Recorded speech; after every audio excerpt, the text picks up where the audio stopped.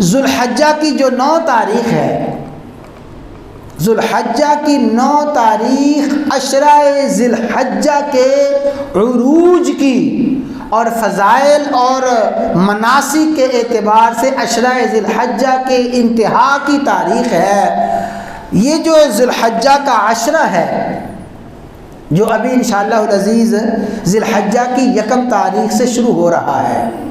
ذی الحجہ کی 1 تاریخ سے لے کے 9 ذی الحجہ تک اسے عشرہ ذی الحج کہا جاتا ہے۔ اس عشرہ ذی الحج میں صحیح احادیث جو نقل کی گئی ہیں اس حوالے سے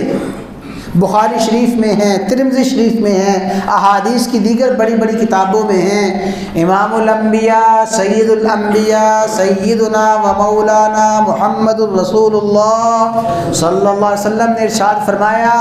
کہ اللہ تعالیٰ کو عشرہ ذی الحجہ میں کی جانے والی نفلی عبادات جتنی محبوب ہیں، اللہ کو پورے سال کے کسی دن میں عبادات اتنی محبوب، اتنی پسندیدہ نہیں ہے جتنی پسندیدہ عبادات اللہ کو ان ایام کی ہیں، ذی الحجہ کی 1 تاریخ سے لے کے ذی الحجہ کی 9 تاریخ تک۔ اور پھر آپ نے اس کی تفصیلات بیان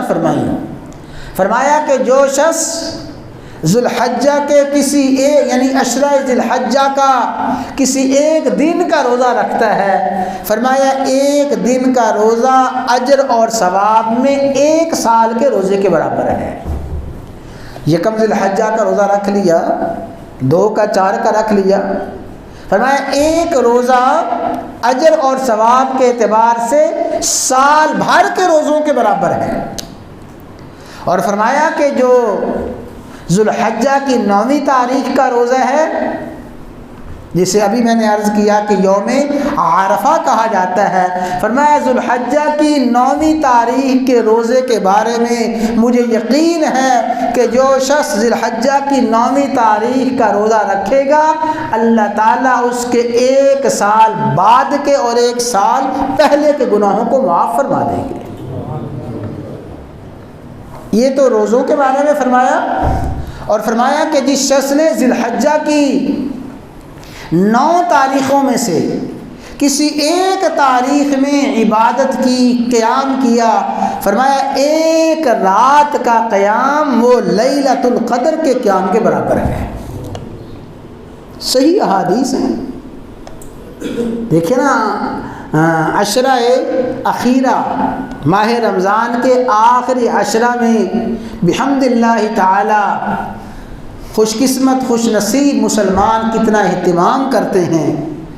کہ ہمیں شب قدر میسر ہو جائے، شب قدر ہم پالیں۔ 21ویں شب ہو، 23ویں ہو، 25ویں ہو، 27ویں، 29ویں، جو طاق راتیں ہیں، طاق راتوں میں بڑا اہتمام کیا جاتا ہے، اور پھر بھی پتہ نہیں کہ طاق راتوں میں سے کس رات میں شب قدر ہے، اس کا تعین نہیں ہے۔ لیکن رسول اللہ صلی اللہ علیہ وسلم نے ان راتوں کا تو تعین فرما دیا اور ان راتوں کو مقرر فرما دیا، فرمایا 1 رات میں کوئی عبادت کر لے، اجر اور ثواب کے اعتبار سے 1 رات کی عبادت لیلۃ القدر کی عبادت کے برابر ہے۔ تو اس لیے میرے بھائیوں، عشرہ ذی الحج اسی ہفتے انشاءاللہ شروع ہو جائے گا۔ اللہ تعالیٰ توفیق عطا فرمائیں، ہم نیت کریں کہ کچھ نہ کچھ انشاءاللہ العزیز روزے بھی ضرور رکھیں گے، اور روزے رکھنے کے ساتھ کچھ قیام کا بھی اہتمام کر لیں گے، ورنہ آخری درجہ تو یہ ہے کہ عشاء کی نماز باجماعت پڑھیں، اور پھر رات کے آخری حصے میں اٹھ کے کوئی 2 4 10 8 10 نفل پڑھ لیں، دعا کر لیں، تہجد پڑھ لیں، فجر کی نماز پڑھ لیں، انشاءاللہ العزیز کسی نہ کسی درجے میں پوری رات کے قیام کا ثواب مل جائے گا۔